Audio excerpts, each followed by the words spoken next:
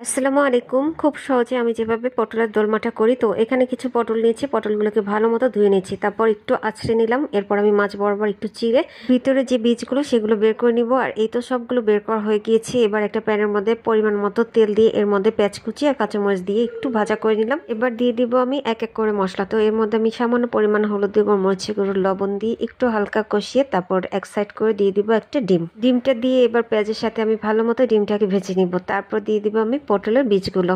এবার এগুলোর মধ্যে সামান্য পরিমাণ পানি দিয়ে এগুলোকে আমি রান্না করে নিব। তো এই তো হয়ে গিয়েছে আমার রান্না। আমি একটু ভাজা ভাজা করে নিয়েছি। হয়ে গেল আমার পুরটা রেডি করা। এবার আমি সবগুলো পটলের মধ্যে এক এক করে পুরগুলো ভরে নিব।